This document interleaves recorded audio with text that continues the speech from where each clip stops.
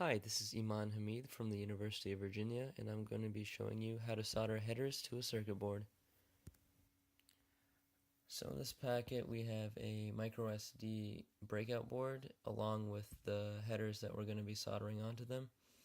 So these are the headers that I'm holding right now. As you can see, one side is longer than the other, and on this breakout board you can see the pins, which are the golden circles on the left, and that's what we're going to be attaching the headers to.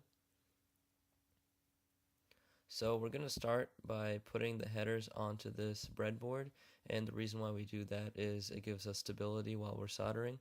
And I put the long side of the headers downward into the breadboard, and I'm going to put the breakout board on top. Now as you can see, there is that jiggle because it's at a slant, so we're going to put this plastic piece under it, and now it's stable.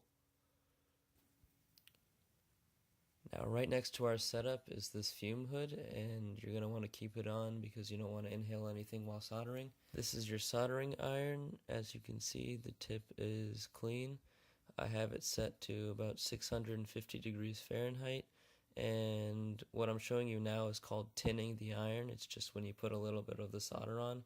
As you can see, it became liquid, and this is how you clean the iron. You put it into that mesh. You can also use a wet sponge. But you're going to want to tin your iron before use every single time. I just cleaned it now to show you. So now that we're zoomed in, you'll be able to get a good idea of how I'm going to be making these soldering joints. Now if you notice that the solder isn't melting, you can always turn up the heat on your iron. You'll see that the breakout board goes down a little bit when I place the iron on it. One thing I would have changed is to make sure that it didn't pop back up when I release the iron. I do have 20 breakout boards to solder, but I will be showing you clips throughout the process.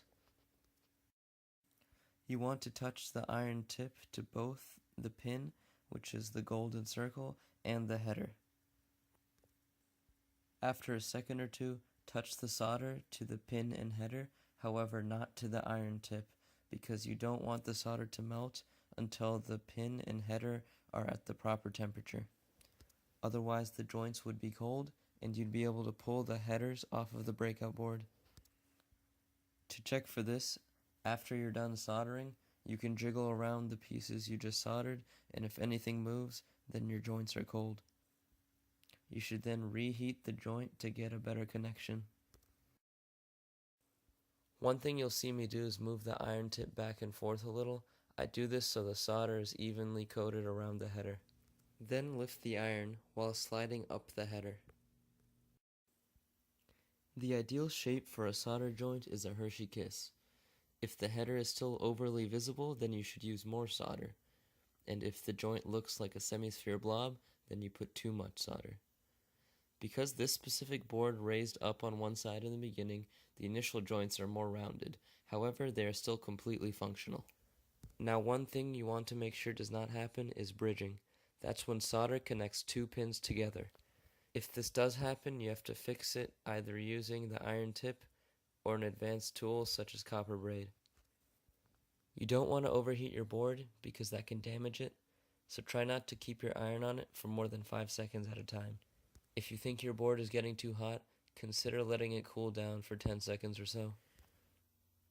This is another board I did that should give you a good idea of what soldering joints should look like.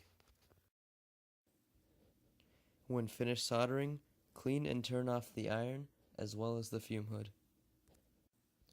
I hope you found this video on soldering headers to a board helpful.